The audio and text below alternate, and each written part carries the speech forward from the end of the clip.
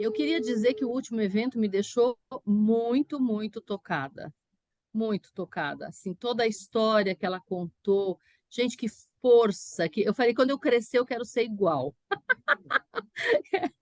porque realmente foi assim magnífico. Parabéns pelo convite, né? E por ela estar presente, foi uma honra mesmo ouvi-la. Até seria bacana ouvir, né, ouvir um pouquinho, quem quiser ou puder falar, essa proposta da gente ouvindo um pouco as etnias. Então, o primeiro encontro para conhecer um pouco as etnias, conhecer um pouco a história, né? E depois a gente entra então no texto, né? A gente intercalando isso, né? Como é que vocês estão sentindo isso, né? O que vocês estão achando? Para a gente até poder Olha, pensar. Beth, eu estou achando o máximo. Você sabe, o ano passado eu fui para a região do Rio Arapinuns. Hum, E eu voltei de lá com essa ideia. A gente precisa. Nossa, aqui, São Paulo, é muito longe, é uma coisa inexistente. Então, eu voltei com essa ideia de que a gente tem que saber, a gente tem que alguma coisa. E esse trabalho que você está fazendo, eu estou achando ótimo, porque assim, da gente saber, existe, é verdade, não é, sei lá, ficção, né? Porque é é outro mundo, gente. Eu fiquei ali no Rio Arapinus, é outro mundo, é outra relação com a vida, com tudo. E eu fiquei com essa ideia de como é que a gente pode trazer as histórias, a existência dessas pessoas para São Paulo, entendeu? Você está perto, né? Acho que você mora aí, né? Mas para mim é uma surpresa e toca o coração mesmo, né? Faz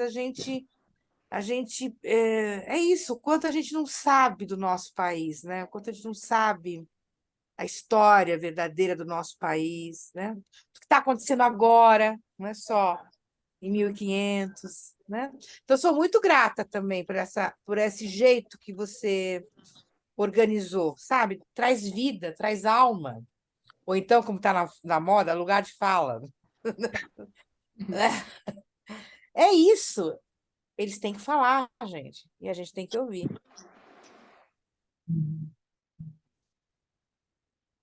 Para mim, me toca assim profundamente, sabe? Me veio agora como é que é, porque é uma ideia de um encontro assim extraordinário, assim, é como se fosse, sabe, uma pororoca, sabe, aquela coisa de um encontro que tem um choque também ao mesmo tempo, sabe, uma força, uma densidade, né? Eu acho incrível essa experiência que a gente está tendo. Acho que para além, né, acho que o livro é realmente urgente para a gente estar acompanhando, é uma necessidade. Eu ia falar, ele pode ser visto como um preventivo, né? Mas agora é uma urgência, mesmo, é uma emergência, né? E trazer essas pessoas, então, nossa, sabe? Colocá-las ali numa proximidade com a gente, sabe? Para a gente ter um espelho mesmo, né? Um olhar ali que reflete alguma coisa que a gente não está vendo. Eu acho isso muito importante, assim. Eu fico muito tocada, muito mexida. Sempre, assim, sabe? Sempre. Eu agradeço, sabe? A sua sensibilidade aí de trazer essa oportunidade para a gente, né? Ah, eu queria pegar o gancho da Thelma, porque assim, essa delicadeza, Elizabeth, que você traz, né, essa abertura que você faz com a gente, trazendo uma música, sensibilizando, eu acho que isso é muito lindo. Agora, o que tem me tocado muito é perceber que a bolha é muito maior do que eu imaginava, né? Então, assim, eu sempre achei que eu tivesse um pouco mais próxima e conforme você vai trazendo, então, assim, a fala dela me tocou profundamente, por exemplo, da gente ter uma lei que proíbe a plantação de um pinheiro. Eu achei isso, assim, uma coisa...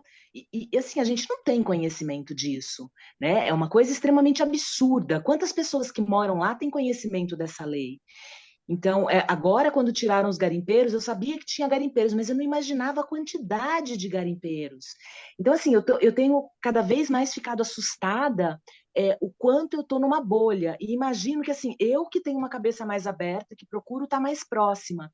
Então, qual que é o papel nosso, né, de analistas, em que lugar que nós estamos, né, enquanto pessoas pensantes, enquanto pessoas que cuidam de outras pessoas, o que que a gente está fazendo, como a gente está se mobilizando.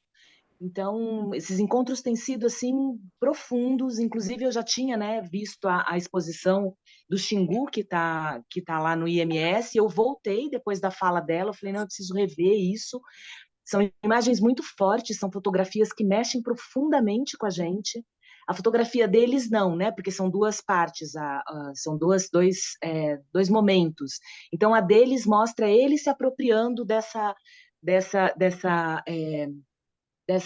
continuidade da história, né, através da linguagem cinematográfica. Mas a parte em que os não indígenas estão ali fotografando, filmando, é muito dolorido, sabe? É muito dolorido. Então, acho que a gente tem feridas aí, né, para a gente olhar, feridas que deveriam estar abertas em todos os brasileiros e como a gente pode mobilizar isso, né? Eu acho que a gente tem um papel de educadores também, acho que a gente tem obrigação de levar isso para as pessoas, nos mobilizarmos e ver o que que a gente pode fazer de verdade, né? Realmente, assim, uma ação e não só talvez ficar pensando e falando, mas ativamente. Eu acho que esse uma coisa, é uma responsabilidade nossa, né? E eu acho que é uma responsabilidade desse grupo, de estar aqui recebendo tantas pérolas e ver o que que a gente vai fazer com isso. Então, assim, uma gratidão imensa, né? Por estar aqui, por você propiciar isso, por essas pessoas que vêm com toda essa abertura, essa generosidade. A fala dela foi, assim, uma coisa, o olhar, eu fiquei muito, muito impressionada, assim, tô bem tocada, então, muito grata. Beth, você tinha levantado a mão? Esqueci aqui de tirar o mudo. Então, na verdade, assim, eu queria talvez compartilhar um pouco com vocês, né, um pouco de uma experiência, que assim, eu sou neta de imigrantes japoneses e eu sempre me senti no lugar de alienígena, né, de alguém fora aqui do Brasil, ao mesmo tempo que em outros aspectos eu sempre me identifiquei muito. E aí eu sentia, assim, uma certa empatia pelos negros, né, até pela proximidade que eu sempre tive também. Eu cresci, né, num bairro que tinha muitos negros também, né, e eu sentia uma certa empatia no sentido de, embora eu não entendesse na infância, né, de alguma forma eu entendia o sofrimento que eles passavam e continuavam passando, né, independentemente daquilo que a gente estudava na escola. E, ao mesmo tempo, eu sentia que os indígenas, para mim, eram muito distantes, era algo que eu desconhecia, né, completamente. E aí, quando eu comecei a fazer os meus, vamos dizer, estudos formais, né, para minha formação como psicóloga de abordagem junguiana, né, na minha especialização, eu comecei a estudar um pouco essa temática do nipo descendente inserido, né, no contexto brasileiro, e aí eu não queria deixar de fora a compreensão também do que é o brasileiro, né? Nessa complexidade que é a formação do brasileiro, que tem, no mínimo, o tripé inicial, que era o indígena, nativo, né? O branco português ou europeu que veio nos invadir aqui, né? E depois do negro que foi trazido à força, imigrou à força, né?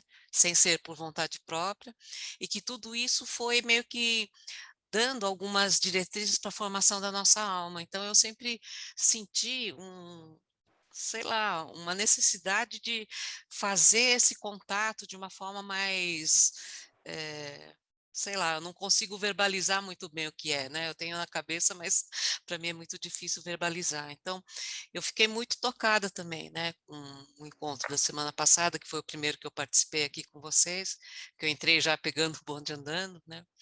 E eu fiquei assim muito, como a Neuza falou, né? Quando eu crescer, eu quero ser que nessa menina, porque ela é tão jovem, mas ela tem, né, uma vivência tão profunda e tão madura, né, disso tudo, que assim, eu não tinha essa maturidade com a idade dela, sabe? Dessa compreensão e dessa inserção de si mesma dentro desse contexto complicado e complexo, né? Porque, assim, os meus antepassados, quando chegaram aqui, eles também sofreram muita discriminação, eles foram também, como é que fala? Principalmente no período da Segunda Guerra Mundial, foi tentado retirar, né, a cultura, né, dos nossos ancestrais, porque a gente não podia cultuar as religiões, não podia falar a língua, os livros eram queimados, a gente vê um pouquinho isso em alguns filmes, o mais recente é o Corações Sujos, que é baseado no livro do Fernando Moraes, que é maravilhoso, né, e ali a gente vê um pedacinho disso tudo aí, né, e assim, é muito doloroso ao mesmo tempo ouvir o relato da... Nossa, me deu branco agora o nome dela. Eu sei que ela é Nanda, mas não é Nanda, né? É, então, assim, me tocou muito, porque é um sofrimento tão grande, tantas gerações, né, de tanta gente, e que a gente não tem um pingo de noção do que é tudo isso, do tamanho disso tudo, e de como isso nos influencia individualmente também, sem que a gente perceba e se dê conta, né? Então, sei lá, estou falando demais aqui, mas era isso. Tá? Obrigada, gente. Mas não está falando demais, não, Beth. A gente, né, para a gente falar, né? Senão, nós vamos nos conduzir no encontro de hoje, na discussão do texto, né? Porque onde a Nanda tá sem energia, né? E ela não vai conseguir entrar, ela avisou lá no grupo, né? Ela já tinha avisado no começo da tarde que a previsão de retorno era só para amanhã. Então, nós vamos caminhar sozinhos no estudo. E aí eu aproveitei e perguntei para quem quisesse colocar, né, como é que está sendo essa dinâmica de nós conhecermos primeiro uma etnia, quer dizer, conhecer, sim, né, dar uma pincelada, enfim, conhecer um pouquinho da história, né, passar por uma etnia e depois entrar no capítulo, né? Então, essa proposta, como é que ela está? Se alguém tem alguma outra sugestão, né? Então, a gente está dando uma passadinha aqui, se alguém mais quisesse colocar. Bom, acho que qualquer um pode se colocar a qualquer momento, né? Não precisa ser necessariamente agora. A única, eu acho que assim, uma coisa que eu gostaria de colocar, né, que eu acho que todas as coisas, né, que eu já vi, que eu já ouvi, que eu acompanho, né, eu acho que poder fazer a escuta, né, aquilo que o Davi Copenaua fala o tempo todo, não só ele, né, mas que ele fala, que se nós não conseguimos, né, nos despir dessa necessidade de compreensão, de entendimento e de sentido racional, nós não vamos conseguir acessar de fato, mas acessar internamente, né, e não acessar teoricamente nos termos, e não é esse conhecimento, né, a gente está falando de um outro nível de conhecimento, né, e eu acho que essa proposta de trazer, né, de convidar e trazer as pessoas das etnias, para que a gente possa ir conseguindo, né, acessar, eu acho que por outros sentidos, e conseguir sentir mais do que compreender o livro. Se nós conseguirmos sentir, eu penso que a nossa prática ou a nossa vida, né, ela de fato, ela muda, né, ou ela começa a mudar, porque é uma questão de atitude de vida, né, é uma atitude perante a vida. E isso significa, inclusive, como é que nós começamos a nos ver como seres coletivos, né?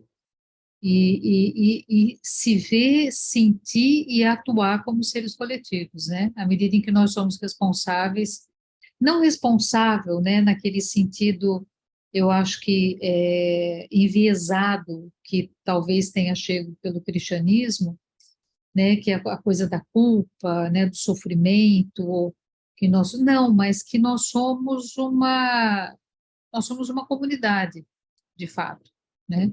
E não só nós, os humanos, mas conseguir transcender e sair dos jargões e compreender o que ter de fato sentido, né? A gente sentir uma árvore, ou como é que eu vou me relacionar com uma árvore, com uma pedra, como é que eu vou me relacionar com a terra, né? Enfim, eu acho que a coisa passa um pouco por aí, né? Então, a ideia de hoje, eu preparei para nos receber, eu fui pedir ajuda para uma pessoa, nada mais, nada menos do que Ailton, né? Ailton Krenak. Aí a coisa é complicada, né? Porque buscar pedir ajuda dele, né? É muito bom. E aí eu ainda fui pedir ajuda dele, falei, olha, vamos, já que você fica falando aí, né, que cultura é ancestral, esse negócio, né, e não adianta, porque a gente não vai ficar botando ornamento, né, nem para um lado nem para o outro, e não vamos morar em Maloca também, né, enfim, mas brincadeira à parte, eu quero ler uma citação, uma história que o Ailton conta na abertura do livro do Futuro Ancestral, né? Acho que muita gente já leu, mas eu acho que vale a pena a gente reler. Então, para que todos sejamos bem-vindos, ele diz assim: nesta invocação do tempo ancestral, vejo um grupo de 7 ou 8 meninos remando uma canoa. Os meninos remavam de maneira compassada. Todos tocavam o remo na superfície da água com muita calma e harmonia. Estavam exercitando a infância deles no sentido do que o seu povo, os Yudjá, chamavam de se aproximar da antiguidade. Um deles, mais velho, que estava verbalizando a experiência, falou: nossos pais dizem que nós já estamos chegando perto de como era antigamente. Eu achei tão bonito que aqueles meninos ensaiassem, ansiassem por alguma coisa que os seus antepassados haviam ensinado, e tão belo quanto que a valorizassem no instante presente. Esses meninos que vejo em minha memória não estão correndo atrás de uma ideia prospectiva do tempo, nem de algo que está em algum outro canto, mas do que vai acontecer exatamente aqui, nesse lugar ancestral que é o seu território dentro de nós. E eu acho que uma fala recorrente do Ailton, né, que ele fala que não existe nação sem território, né, que não existe povo sem território, né, e que os territórios que foram destinados, na sua maior parte, às ditas reservas, né, elas não passam de fazendas, né, e não passam de espaços como quase que um zoológico, né, onde você vai guardando, assim, meia dúzia de cada espécie para preservar, para a humanidade ter ali vestígios dos que foram preservados, né? Então, acho que a gente pode ir para o nosso texto. Só para saber, quem daqui já leu esse capítulo, levanta a mão, só para a gente saber se a gente leu ou não. Tá, meio a meio, né? Então, vamos lá. Eu para outra semana, então essa semana não reli, está meio longe. Tá bom, mas a gente vai trazendo. Vamos, Roberta, se compartilha com a gente, por favor.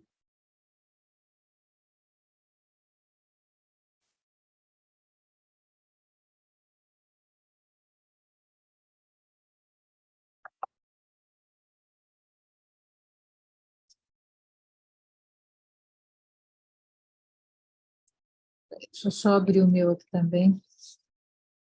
Gente, quem quiser deixar, se não tiver às vezes com algum barulho, né, ou abrir o microfone a qualquer hora, a ideia é que a gente possa estar conversando, né?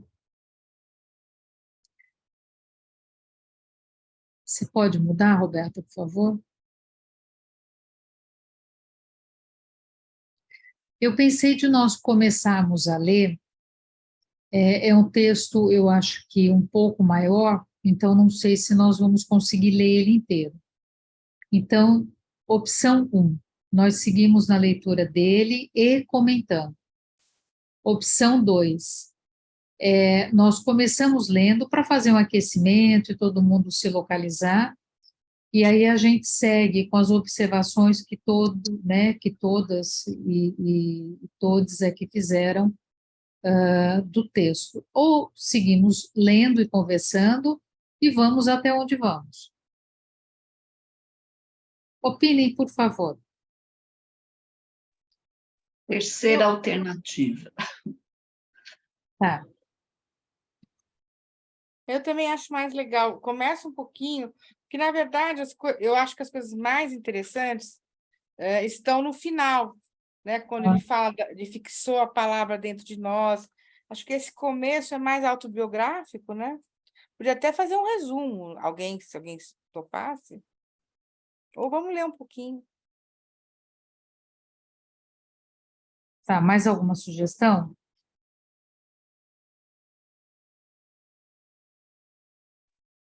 Eu gosto da ideia de ler junto. Eu também gosto da ideia de ler junto. Eu já li, mas eu gostaria de ler novamente junto com o grupo. E eu acho que o texto não é tão grande. Então, tá bom. Acho que a maioria está por aí. Quem quer começar a ler? Eu posso começar. Quer que eu comece? Por favor. Sem que soubéssemos, forasteiros decidiram subir os rios e entraram em nossa floresta. Não sabíamos nada a seu respeito. Nem sequer sabíamos por que queriam se aproximar de nós. Certo dia chegaram até nossa casa grande de Maracana, no Alto Tototobi. Eu era bem pequeno. Quiseram me dar um nome, Iose, mas achei-o muito feio e não aceitei. Soava como o nome de Ioase, o irmão mau de Omama. Pensei que tal nome levaria os meus a zombarem de mim. Omama tinha muita sabedoria. Ele soube criar a floresta, as montanhas e os rios, o céu e o sol, a noite, a lua e as estrelas. Foi ele que, no primeiro tempo, nos deu a existência e estabeleceu nossos costumes. Ele também era muito bonito. Seu irmão Ioase, ao contrário, tinha a pele coberta de manchas esbranquiçadas e só fazia coisas ruins. Por isso eu fiquei bravo. Mas esses primeiros forasteiros logo foram embora e seu nome ruim foi junto. Vou ler mais o outro pedaço. Depois de algum tempo, outros brancos chegaram. Esses ficaram. Construíram casas para viver perto de nós. Repetiam sem parar o nome daquele que os criou. Por isso, para nós, tornaram-se agente de Teose. Foram eles que me nomearam Davi, antes mesmo de os meus familiares me darem um apelido, conforme o costume dos nossos antigos.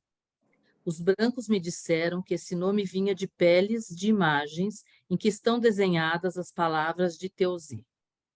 É um nome claro que não se pode maltratar. Fiquei com ele desde então. Posso continuar, Neuza? Claro. Deixa eu só fazer eu acho que uma reflexão rapidinho. Eu acho que essa coisa do nome, né? E acho que nesses parágrafos, né, que o Copenau vai apresentando, acho que ele começa a falar de uma coisa que é mono, né? Que vem assim, de monocultura, de monocultura cultural, monocultura de agrícola, né? É uma ideia, assim, vai chegando e vai passando a régua e buscando sempre trazer para aquilo que se é, né?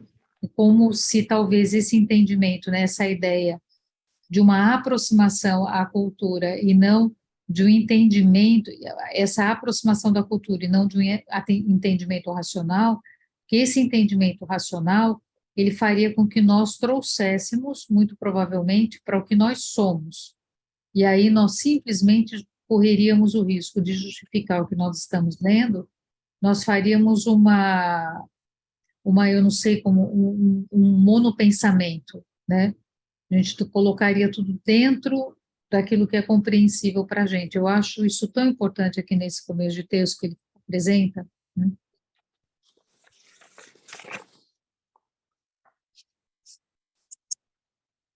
Antes de os brancos aparecerem na floresta, distribuindo seus nomes a esmo, tínhamos os apelidos que nos davam nossos familiares.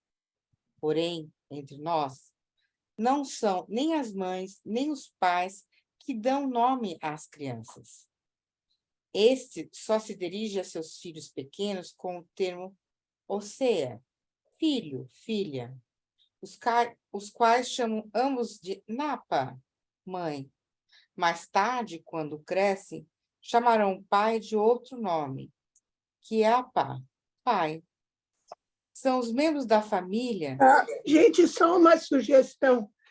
A gente está pulando as notas, mas a gente podia fazer, como eu faço no outro grupo, que uma pessoa, a gente faz uma espécie de jogral, uma pessoa lê o texto e a outra lê a nota. Aqui nós já pulamos aqui umas 4 ou 5 notas. Então, se vocês quiserem, eu posso fazer as notas. Por mim, tudo bem. Tá bom, Sônia. Então, você pode ler a 1, 2, nós estamos na quinta. Só para voltar, no primeiro parágrafo, eles falam: quiseram me dar um nome, Iossi. A nota 1 diz: Iossi é um nome de origem hebraica, diminutivo de Yosef. Davi Copenau o associa aos membros da Comissão Brasileira Demarcadora de Limites, que percorreu o Alto Tobi com o SPI 1958-59. É mais provável que seja de origem missionária. Um pastor da New Tribes Mission acompanhava a primeira expedição do SPI ao Alto Tobi em junho de 58. Acerca da aldeia de Maracana e dos primeiros contatos com os brancos, ver os capítulos seguintes, 10 e 11. Depois, ainda no primeiro parágrafo, ele fala: seu irmão Ioassi, ao contrário, tinha a pele coberta de manchas esbranquiçadas e só fazia coisas ruins. Nota 2. A palavra Ioassi designa uma micose que provoca manchas de despigmentação, pano branco. O ciclo mítico consagrado ao demiurgo Yanomami e ao seu irmão apresenta invariavelmente este último como um ser colérico, lúbrico e desastrado. Depois, mais adiante neste parágrafo, na última linha desse parágrafo, ele fala: os brancos me disseram que esse nome vinha de peles de imagens que estão desenhadas as palavras de Teose. É um nome claro que não se pode maltratar. A nota 3 diz: fácil de pronunciar, que não lembra nenhuma palavra Yanomami. Os nomes de branco que a isso se prestam foneticamente são objeto de inesgotáveis deformações humorísticas, como Ivana, Tornado, e o Aná, vagina de jacaré. Aliás, o Auá e a Raotoi, maltratar, ofender o nome, equivale a insultar. Interessante isso, que eles fazem essas brincadeiras com os nomes, né? Depois, o segundo parágrafo. Antes de os brancos aparecerem na floresta, distribuindo seus nomes a esmo, tínhamos os apelidos que nos davam os nossos familiares. A nota 4 diz o seguinte: a sedimentação dos nomes de branco na Uauá, nas aldeias Yanomami, na esteira da passagem de sucessivos visitantes, mereceria um estudo. Nomes bíblicos, nomes de agentes da administração indigenista, de médicos e políticos locais, nome de estados brasileiros, de estrelas de futebol, de programas de televisão, nomes de personagens de desenho animado e até de marcas publicitárias, considerados socialmente neutros, contanto que não se aproximem foneticamente de nenhuma palavra Yanomami. Os nomes de branco são utilizados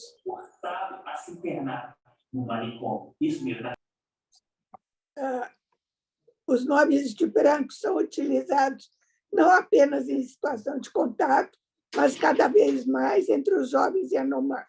Os apelidos tradicionais, que não podem ser pronunciados na presença de seus portadores ou de seus parentes próximos, conservam, entretanto, seu modo de circulação mais confidencial. E, finalmente, a nota 5, que diz: mais tarde, quando crescerem, chamarão ao pai de outro modo, Rapa. A nota 5 diz: sobre a terminologia de parentesco dos Yanomami orientais, vê fulano, fulano, note que o vocativo ose aplica-se igualmente aos irmãos e irmãs, aos filhos, inclusive aos sobrinhos e sobrinhas, quando pequenos. Só para falar uma coisa, quando outro dia teve um médico que faz atendimento nas aldeias lá dos Yanomami, e ele falou que uma dificuldade da abordagem branca aos indígenas é que a medicina tradicional faz todo um histórico escolar, um histórico médico baseado no nome, mas os indígenas mudam de nome, não recebem o nome até uma certa idade, então isso é bastante complicado. Então, continua aí a leitura, que eu vou fazendo as notas daqui para diante. São os membros da família, nota 6. A nota 6 diz: Davi Copenaua utilizou aqui esse termo que não existe em Yanomami em português. Por outro lado, tio, tia e avós traduzem os termos de parentesco Yanomami, Shoaea e Aea, que correspondem, respectivamente, às posições genealógicas: irmão da mãe, irmão do pai e avô, avó. São os membros da família, tios, tias ou avós, que atribuem um apelido à criança. Em seguida, as outras pessoas da casa que escutaram, começam a usá-lo. Depois, a criança cresce com esse apelido e, aos poucos, ele se espalha de casa em casa. Quando se torna adulta, o nome acaba ficando associado a ela. Nota 7.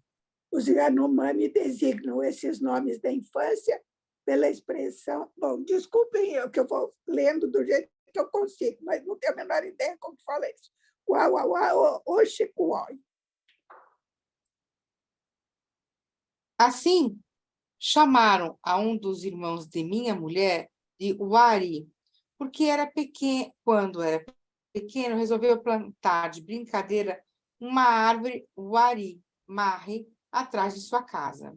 Minha mulher foi apelidada de Hassim, doentia, pois ficava enferma a maior parte do tempo. Outros de nós se chamamos Mioti, dorminhoco, Mamoki Prei, olhos grandes, Onaki Tal, fala alto, nota 8. Além de características físicas ou comportamentais, pernas longas, cara fechada, chorão, os nomes Yanomami às vezes denotam eventos associados ao nascimento. Waikama, nascido após um ataque de um grupo chamado Waika, o local de nascimento. Yokoto, que significa lago.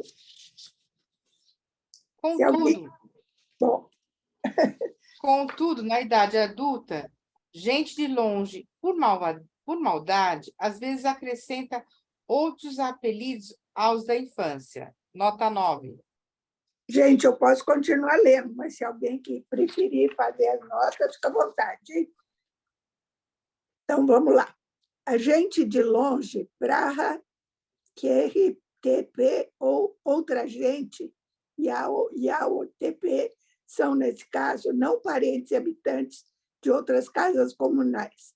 Os Yanomami opõem os nomes de infância, os apelidos pejorativos da idade adulta, descritos pela expressão palavras para maltratar, para ofender o nome. Mas essas palavras, mas essas são palavras muito feias. Fazem isso só para maltratar as pessoas que designam, pois entre nós é um insulto pronunciar o nome de alguém em sua presença ou diante dos seus. Nota 10. Que coisa incrível isso. Não se pode, a fortiori, pronunciar o nome de um morto diante de seus parentes.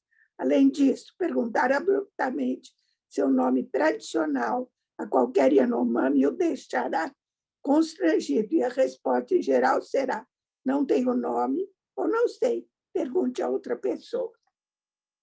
Assim é. Não gostamos de ouvir nosso nome, nem mesmo nosso apelido de criança.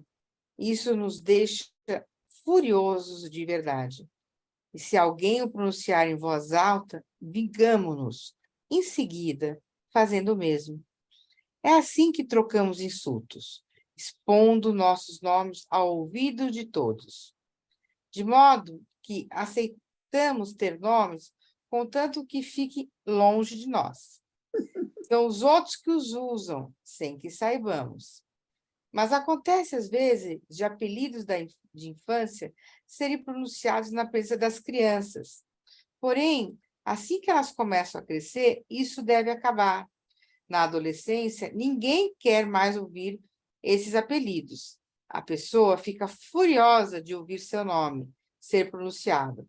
Tem vontade de se vingar e fica muito brava. Alguém quer continuar? Não, eu quero trocar uma ideia aqui rapidamente. Eu acho que é interessante, né, talvez esse reconhecimento de uma identidade, que ela é uma identidade que o outro precisa atribuir, porque a pessoa é. Eu fico pensando se essa vivência do presente, que não há uma preocupação com o que aquela criança ou aquele adulto, o que aquela criança vai ser quando crescer, ou como aquele adulto vai ser quando ele envelhecer, ou quando ele entrar numa idade para um casamento. O que a gente tem é uma coisa tão dinâmica, e o que importa é a vivência, é aquela dinâmica, não é não é um nome que você dá, não é a maneira como você vai identificando, né?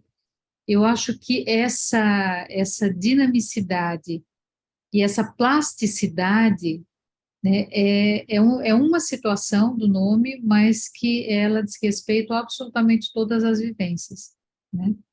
E a gente tem ali de uma maneira aparentemente tão simples, né? Elizabeth, Posso comentar? posso falar também? Claro, todo mundo. Vamos lá, gente. Eu acho que também tem muito a ver com o valor que o indígena dá para o coletivo, porque os ocidentais valorizam muito o individual.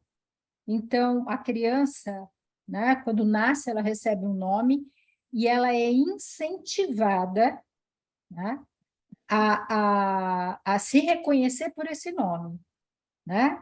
Tanto que, bem lá no início, ela fala, o nome dela é Pedro. O Pedro quer isso, o Pedro, e os pais repetem muito, quer dizer, o individual é supervalorizado. E o indígena não interessa o individual, quer dizer, tem menos valor individual do que o coletivo. Então, não importa para ele o nome dele, vai importar para o coletivo.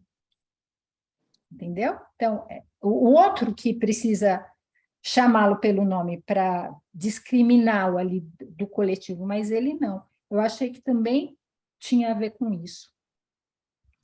A Priscila aqui colocou a questão da impermanência, né? Aqui no chat, que eu acho que também é uma coisa bem, bem presente, né? Essa plasticidade, né? Tem uma dança circular que eu não vou lembrar a nação, qual que é a nação indígena que traz essa dança, mas a dança trabalha com as vogais do nome. Eles não falam o nome, mas eles trazem as vogais, né? E que tem ali também um grafismo engraçado, uma coreografia que traz um grafismo, né? E que integra a ideia de masculino e feminino, né? Isso vai alternando. E também tem uma coisa que é importante, que você vai notando, que aquilo vai fundido, porque todos cantam juntos. Então, vira um nome só, sabe alguma coisa? Você sente as vibrações, você sente uma dança vigorosa, né? Porque eles têm esse assentamento no chão, essa ideia de firmar no chão, né? Eu acho que tá puxando aí para a ideia da onde está a verdadeira a parentalidade, né? Que é mãe terra, não sei, tem uma coisa muito forte, mas chega num momento que você não distingue mais, né? Você pode ir lá estar falando nos lugares, mas não distingue, fica uma coisa em uníssono, uma coisa só. É bem interessante. Eu acho que tem essa ideia também de preservar um mistério também, que o nome talvez carregue alguma coisa da essência, né? Que você não pode estar mostrando mesmo, né? Você não pode estar se vulgarizando de alguma forma. Porque o que aparece, estava olhando, né? A gente está falando que tem mais a nação, mas também tem essa ideia dos apelidos, né? Que eu acho que trazem essas particularidades, né? E eles trazem alguma coisa do que esse sujeito representa ali, né? Um atributo, né? Eu acho mais interessante essa ideia. Denise? Então, achei muito interessante a ideia de poder recusar um nome que me oferecem, né? Um nome que me dão, assim. E a gente acaba sofrendo muito por não poder recusar um nome que dão para a gente.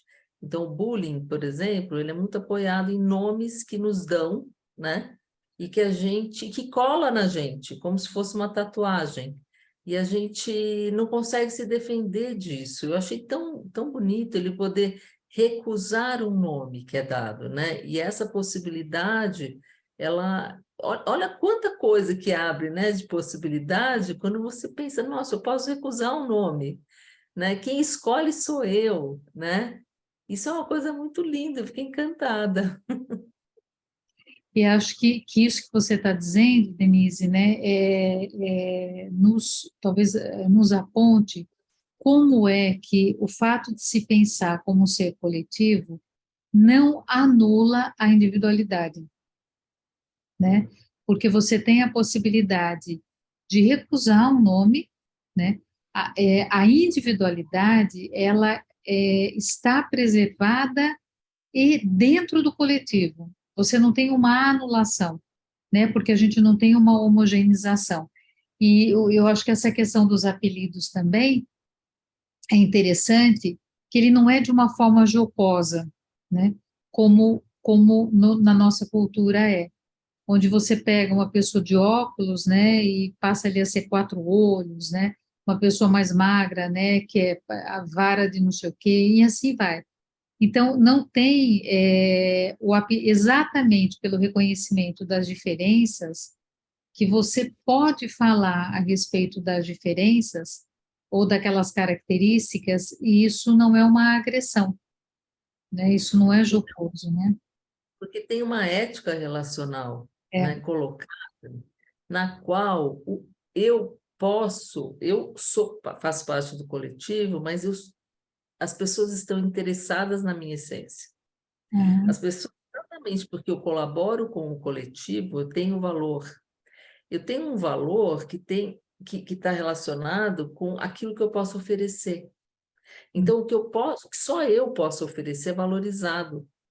E isso tem uma decorrência para a ética relacional que é muito lindo, porque as pessoas vão estar mais curiosas com o que eu penso, vão estar mais curiosas com o valor que eu dou para as coisas, e eu tenho esse poder de recusar coisas que são atribuídas a mim, porque quem conhece a minha essência sou eu, e todo mundo reconhece isso. Ninguém conhece mais a minha essência do que eu mesma. E isso, na nossa sociedade, não existe. A gente tem um suposto saber sobre o outro que é uma loucura, né? Então, a gente tem uma crença na aparência que eles não têm. Eles têm uma crença no mistério e na essência. Então, é completamente diferente quando você se guia pelas aparências e quando você começa a se guiar pelas essências, pelo que está dentro. É muito lindo, né? Patrícia? Boa noite. Eu fico pensando, né, isso reverberou aqui, o quanto, primeiro, o quão difícil, o sacrifício que é para eles saírem desse lugar e virem para esse mundo da gente, que é o da educação, quando precisa de um serviço assistencial de saúde, né, que nem a formação dos profissionais de saúde, eu trabalho na área da saúde, tem o conhecimento para poder respeitar essa forma, estou falando da questão dos nomes, mas porque vai trazendo esse sentido, né, da identidade. E nem os sistemas educacionais que a gente tem, né, e nem aqueles que foram montados como subsistema para poder atender essa população também não deram conta ainda, né, de incluir todas essas singularidades que fazem parte da identidade, né? Então, eu fico pensando o quanto que, às vezes, muitas vezes eu vejo aqui, né, no hospital de alta complexidade, né, o quanto, nem estava colocando ali um dos nomes, não pode ser dito para a pessoa diretamente, porque tem até uma questão, né, relacionada à questão da saúde da pessoa. Então, o quanto essas questões, né, vai trazendo para a gente, assim, o quanto é difícil quando eles têm que vir para cá, mas o quanto a gente não conseguiu, não dá conta, mesmo no que se presta a ajudar em saúde, em educação, em outros serviços, de a gente dialogar com isso, minimamente, né? Então, fico aqui pensando em como é que a gente vai propondo ou se colocando no lugar de estar junto, né, para entender primeiramente, né, e poder dialogar com todas essas diferenças. Porque eu fiquei pensando aqui, né, o quão rico é isso para que a gente consiga olhar de uma outra forma para aquilo que é ofertado, né?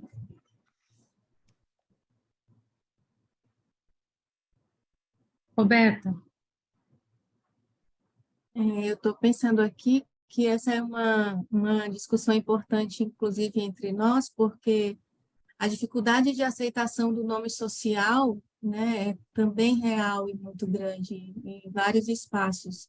E mesmo a dificuldade de troca do nome civil, que precisa passar pelo judiciário, precisa passar por uma junta para saber por que você quer trocar de nome, por que aquele nome que foi dado, né, pelos pais, que não identifica geralmente quem procura esse tipo de serviço, qual é a motivação, se o Estado autoriza ou não que essa troca aconteça. Então, é bem sofrido essa vivência também, né? E importante essa reflexão, porque passa por uma questão de identidade, de respeito a isso, né?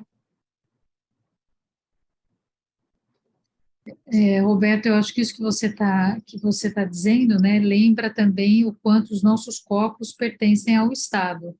Sim. E todas as situações que nós tivemos, né, as que vieram a público na época do Covid, na época tensa do Covid, em que os indígenas que morreram, né, fora das suas aldeias, não puderam, enfim, como é que você gerencia e lida com uma situação como essa, né?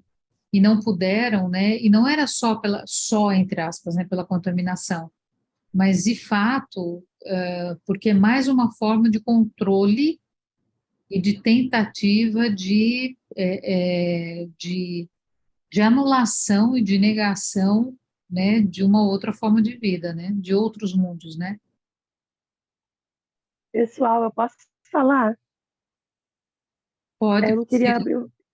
Boa noite a todos. Eu tô realmente muito gripada e tem acontecido coisas aqui, né? Negócio da chuva que eu peguei. Minha escola ficou destruída um mês atrás e aí é muito calor. Aí a sala de aula, uma hora é muito quente, a outra hora você entra numa sala muito fria. Então, a gente tem essa questão da saúde, né? Por isso que eu falei desse racismo estrutural, né? Como que você mantém uma coisa funcionando, mas você dificulta o máximo que você puder, né? O funcionamento dela. Mas eu não abri o microfone para isso, não. Eu abri porque a questão do nome, né? O meu pai e minha mãe são de uma cidade do interior do estado. E o meu pai, quando ele era menino, ele tinha, porque nós somos brancos, né?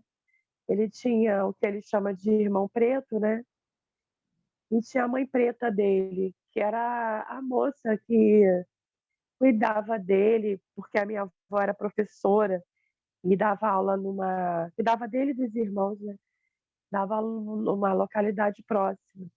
Então, quando eu nasci, ele me deu o nome da mãe preta, que era Priscila. E quando eu comecei a estudar, né, a história, eu tinha toda uma questão religiosa, medieval, né? Então, meu mestrado seguiu por aí. Mas eu cedi ao nome, né? E ele contava tantas histórias dela que eu comecei a estudar as africanidades, né? E minha tese de doutorado já foi para a escravidão na Bahia. E aí agora a gente vai chegando aqui nesse grupo, né? Eu chegando, né? Só para dizer o que que o nome marca, né? De alguma forma ele quis me dar essa experiência ancestral, né? E aos poucos ela foi chegando para mim de forma muito lenta, né? Porque a gente está Priscila, onde você mora? Eu moro na cidade de Niterói, no Rio de Janeiro, e os meus pais são da cidade de Santo Antônio de Padua, mais ou menos 300 quilômetros daqui. Mas eles vieram para cá jovens, né? Meu pai é falecido há quase 2 anos, minha mãe ainda está aqui. Eles vieram da onde, você falou? Município de Santo Antônio de Pádua, no interior do estado do Rio de Janeiro. Sim. E são descendentes de europeus, né? Mas tem toda essa marca dessa africanidade, dessa herança, né? Meu pai chorava sempre muito quando falava dela. E tem uma questão indígena na família, com certeza, mas assim, eu nunca pesquisei exatamente a ancestralidade, é mais de ouvir dizer, né? Mas assim, vocês estão falando do nome, eu não podia deixar de falar, né? E de alguma forma esse batismo, né, me marcou. Eu cheguei um pouco tarde, né, já no doutorado, mas cheguei. É isso que eu queria compartilhar.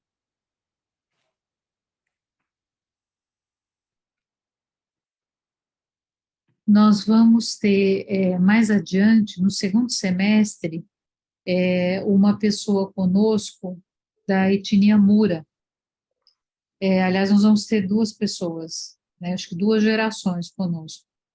E aí é bem interessante, acho que a gente vai ter oportunidade, depois até vou divulgar a tese de doutorado dela, de mestrado e de doutorado, porque tem toda a descoberta, ela trabalha essa questão do nome, mas a questão da etnia como identidade, mas é uma outra conversa, só porque daí vocês ajudam a lembrar, né, porque eu acho que vai ser um momento onde a gente vai poder retomar isso também, se nós quisermos um outro momento mais adiante também lá do texto do Schopenhauer, mas que a gente também vai ter a possibilidade de retomar com alguém de uma outra etnia que tem uma relação também bem interessante aí com a questão do nome, da identidade, como é que essas coisas se processam. Vamos seguir? Eu posso continuar. Alguém quer continuar?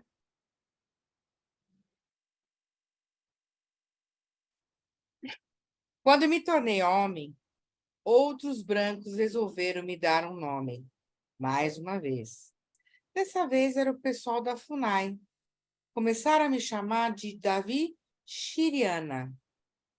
Mas este novo nome não me agradou. Chiriana é como são chamados os Yanomami, que vivem no rio Uraricá, muito distante de onde eu nasci. 11. A família linguística Yanomami se subdivide em pelo menos 4 línguas e vários dialetos. Tem isso no anexo. Chiriana é uma denominação proveniente dos Yekuana, vizinhos setentrionais dos Yanomami. Tem uma informação bibliográfica. O termo era também utilizado antigamente para designar tanto os Yanomami do rio Totobi, de onde vem Copenhague, quanto a jusante, os Arawak, Bauana, do rio Temine. Também, Ramírez, uma informação bibliográfica. Eu não sou um Chiriana. Minha língua é diferente dos que vivem naquele rio. Apesar disso, tive de mantê-lo. Tive que, inclusive, de aprender a desenhá-lo quando fui trabalhar para os brancos, porque eu já tinha desenhado uma pele de papel. 12. Uma certidão de nascimento com esse nome foi emitida pela FUNAI para Davi Copenhague em janeiro de 74, e uma carteira de identidade em julho de 75. A data de nascimento presumida que consta nesses documentos é 15 de fevereiro de 1956. Adorei essa expressão, pele de papel, para falar. Então, eu acho que é interessante, Sônia, pensar, né, que essa pele de papel, se a pele é o que está aqui, né, e é o que guarda, sei lá, os músculos, os ossos, as gorduras, as articulações, se é uma pele de papel, né, e essa pele ela vem da árvore, né, talvez seja uma forma absurdamente profunda de nos lembrar o quanto, né, a árvore é viva, o quanto a árvore é um indivíduo. Então, ela tem uma pele, né, e é essa pele que sai dela onde a gente coloca as nossas marcas, né, enfim, os desenhos e tal, né, eu acho bem bonito também essa expressão. E muito doída, né, porque é como se falasse, tá vendo, ó, lembra lá, ó, lembra lá, e assim, de um jeito tão elegante, tão fino e tão profundo, né. Meu último nome, Copenhague, veio a mim muito mais tarde, quando me tornei mesmo um homem. Este é um verdadeiro nome Yanomami. Não é nem nome de criança, nem um apelido que outros me deram. É um nome que ganhei por conta própria. 13. Essa autodenominação xamânica foi finalmente reconhecida pela Justiça Brasileira em março de 2008. Davi Chiriana pôde, assim, tornar-se Davi Copenhague Yanomami, nome pelo qual se fez conhecer a partir da década de 80, no Brasil e fora dele, em sua luta em defesa de seu povo. Isso tem a ver com o que nosso colega falou agora há pouco, da luta por mudar o nome. Aqui no Brasil é um parto você conseguir mudar o nome, né? Hoje em dia parece que está um pouco mais fácil, mas mesmo assim é complicado. Na época, os garimpeiros tinham começado a invadir nossa floresta. Tinham acabado de matar 4 grandes homens Yanomami, lá onde começam as terras altas, a montante do rio Rio. 14. Esses assassinatos ocorreram em agosto de 87, na região do posto Paapiú da FUNAI, no Alto Rio Couto de Magalhães, Heroú. Vê isso também no capítulo 16. A FUNAI me enviou para lá para encontrar seus corpos na mata, no meio de todos aqueles garimpeiros que bem teriam gostado de me matar também. Não havia ninguém para me ajudar. Tive medo, mas minha raiva foi mais forte. Foi a partir de então que passei a ter esse novo nome. Só os espíritos Chapiri estavam do meu lado naquele momento. Foram eles que quiseram me nomear. Deram-me este nome, Copenhague, em razão da fúria que havia em mim para enfrentar os brancos. O pai da minha esposa, o grande homem de nossa casa de Iacto-Irique, ao pé da Montanha do Vento, tinha me feito beber o pó que os xamãs tiram da árvore Yacohari. 15. Davi Copenhague foi iniciado no xamanismo no início da década de 80 pelo pai de sua esposa, líder da comunidade onde reside atualmente com a família Watoriki. Realizar uma sessão de xamanismo, Chapirimu, agir como espírito, se diz também Yakonamu, agir sob influência do pó de Yakoana. Embora se use a expressão beber, coar, o pó de Yakoana, este é inalado. O pó é fabricado a partir da resina tirada da parte interna da casca da árvore Virola elongata, que contém um poderoso alcaloide alucinógeno de metiltriptamina, DMT. Bom, isso tem também outros alucinógenos, né? A DMT possui uma estrutura química próxima da serotonina, um neurotransmissor, e age fixando-se a alguns dos receptores desta. Seus efeitos psíquicos são semelhantes aos do LSD. O pó de Yacoana contém ainda diversos ingredientes que provavelmente intensificam seu efeito. Folhas secas e pulverizadas de Macharahana, cinzas de cascas das árvores Amai e Amatahai, ver autor tal, na página tal. Sob o efeito de seu poder, vi descer em mim os espíritos das vespas com pena. Disseram-me, estamos com você e iremos protegê-lo. Por isso você passará a ter esse nome, Copenhague. Esse nome vem dos espíritos vespas, que beberam o sangue derramado por Aroe, um grande guerreiro do primeiro tempo. Meu sogro fez suas imagens de seres e as deu a mim, com o seu sopro de vida. 16. Disse que, ao soprar o pó de Yacoana nas narinas de um noviço, o xamã que o inicia lhe transmite seus espíritos Chapiri com seu sopro vital, Vixia ou Vixiaca. A Copenhague traduz Vixia em português como força, riqueza. Num contexto mais geral, enquanto componente da pessoa, refere-se a ela como vida ou energia. Além da respiração, Vixia é associado à abundância de sangue e aos batimentos cardíacos, e, portanto, à imagem do corpo, essência vital da pessoa, o tupé. Foi então que eu pude ver esses espíritos Vespa dançarem pela primeira vez. 17. A dança de apresentação para Iai, desses seres, imagens, espíritos Chapiri, reproduz a dos primeiros ancestrais humanos e animais, Yarori, no mito de origem do fogo, e constitui o protótipo superlativo da dança dos convidados, Rama, na abertura das grandes cerimônias intercomunitárias Reahu. Esta é realizada em torno da praça central da casa, individualmente no início, depois em grupo. Batendo no chão com os pés, os homens dançam, girando sobre si mesmos e brandindo suas armas ou objetos de troca.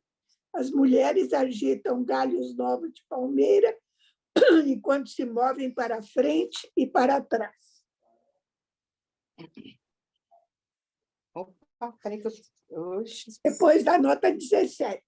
Sim, porque eu perdi a página, eu estava lendo. Está lá em cima. E quando completei também a imagem de Aroe, de quem só tinha ouvido o nome até então, disse a mim mesmo, Yaxopé.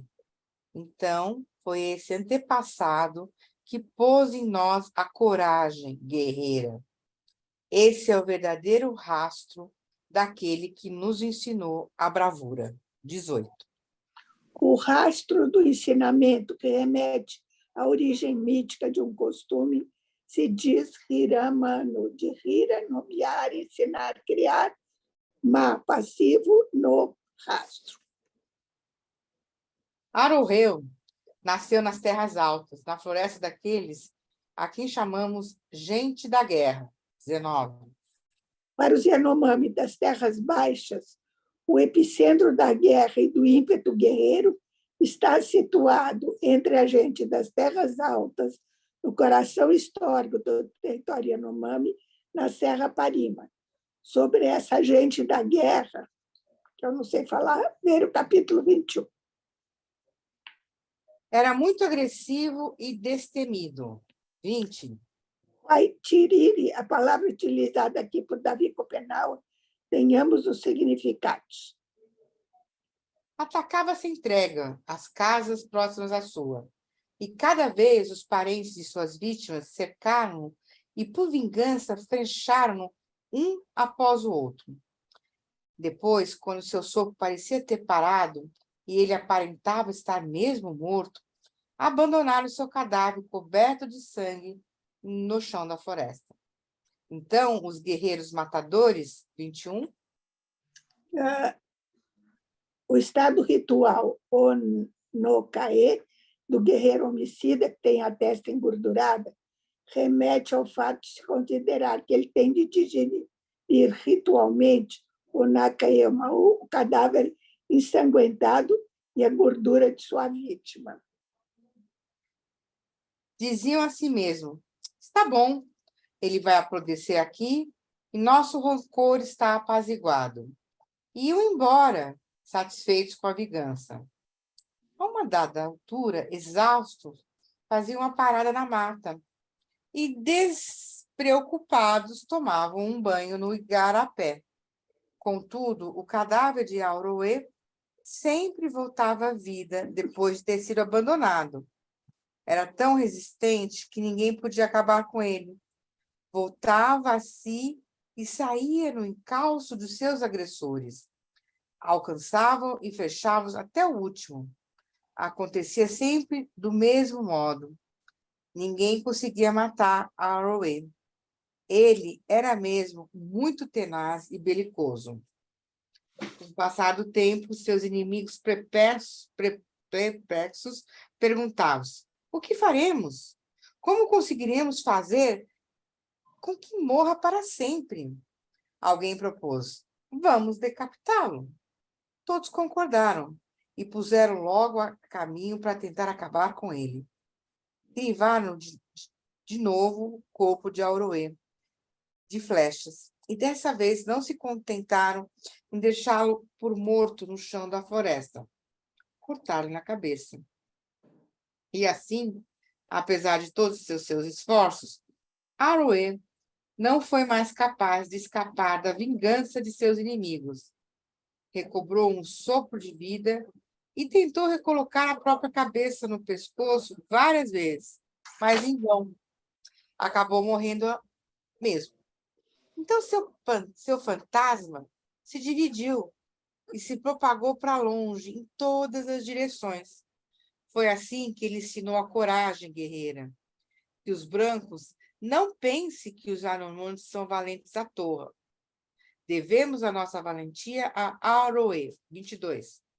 Em outra versão desse mito, narrada pelo sogro de Davi Copenaua, Aro se transforma em onça.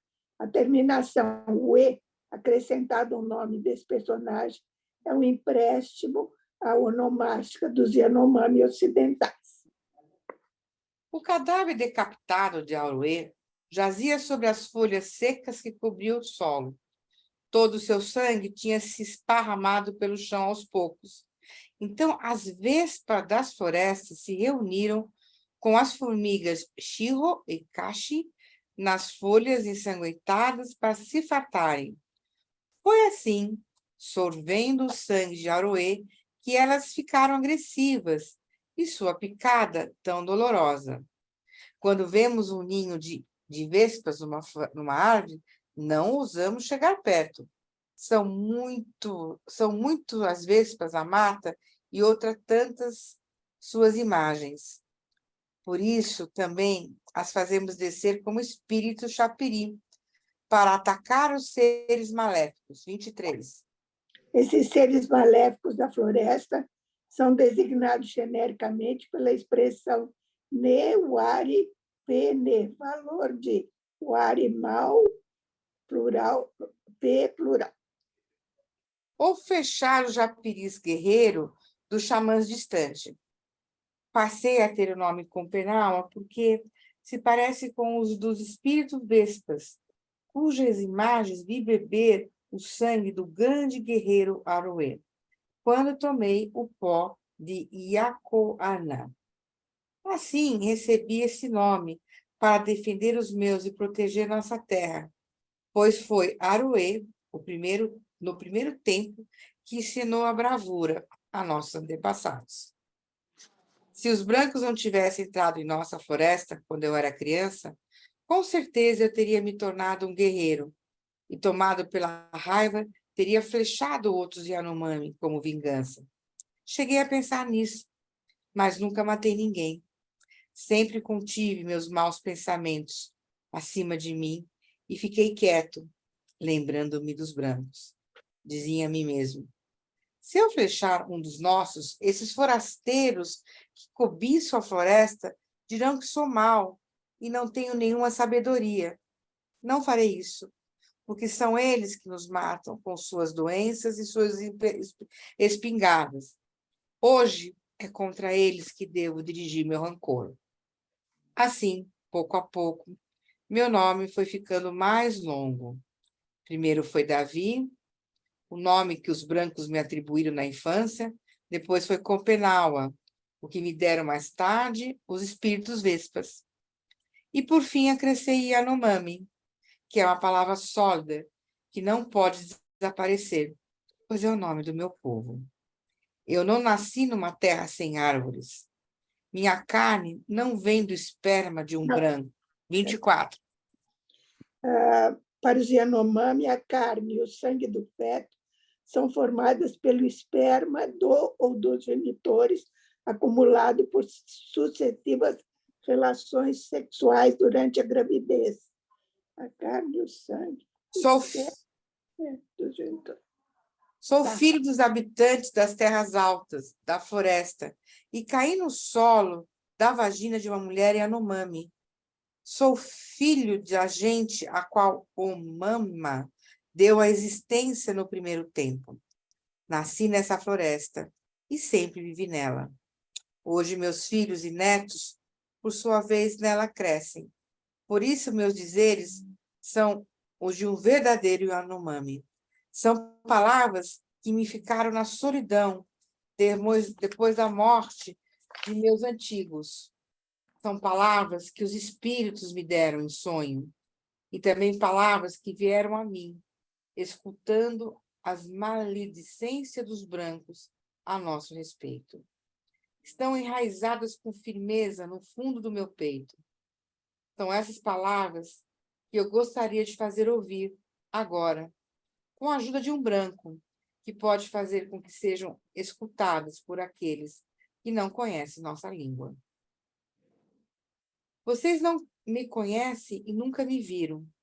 Vivem numa terra distante. Por isso eu quero que conheçam os nossos antigos me ensinaram, quando eu era mais jovem e não sabia nada. Depois, pouco a pouco, comecei a pensar por conta própria. Hoje, todas as palavras que os antigos possuíam antes de mim são claras em minha mente. são palavras desconhecidas pelos brancos, que guardamos desde sempre. Desejo, portanto, falar-lhes do tempo muito remoto em que os ancestrais animais se metamorfosearam e do tempo em que o Mama nos criou, quando os brancos ainda estavam muito longe de nós. No primeiro tempo, o dia não acabava nunca. A noite não existia. Para copular, sem serem vistos, nossos ancestrais tinham de se esconder na fumaça de suas fogueiras. Afinal, flecharam os grandes pássaros da noite, os tiqui, que choravam no meandro dos rios, para que a escuridão descesse sobre eles. 25. Titiquiqui, noite, seguido de um plural de conjunto, projetam abaixo de si uma mancha de escuridão que se espalha quando são flechados. Além disso, eles se transformavam em caça sem parar. Assim foi depois de todos terem virado animais, depois do céu ter caído, que o Mamá nos criou, tais como somos hoje. 26. Acerca da queda do céu, ver M7. A mitologia Yanomami compreende dois conjuntos principais de narrativas.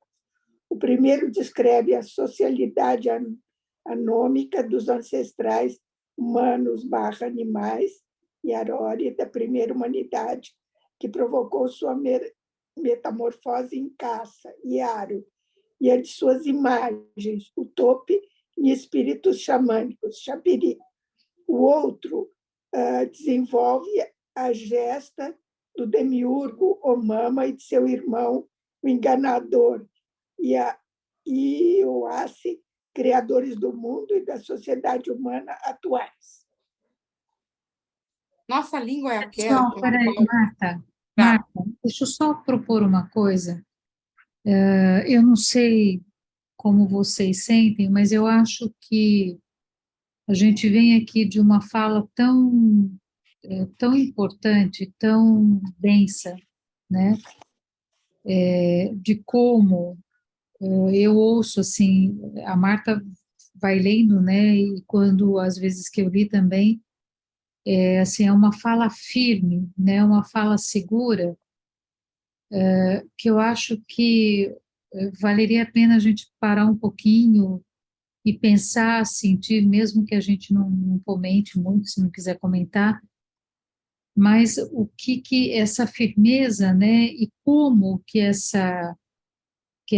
o sentimento, né, essa raiva, né, aquilo que o Ailton, né, numa entrevista, ele falou, olha, eu não sei por que você está me olhando com essa cara, né, assim, tão gentil, que você está sorrindo para mim, nós estamos em guerra, né?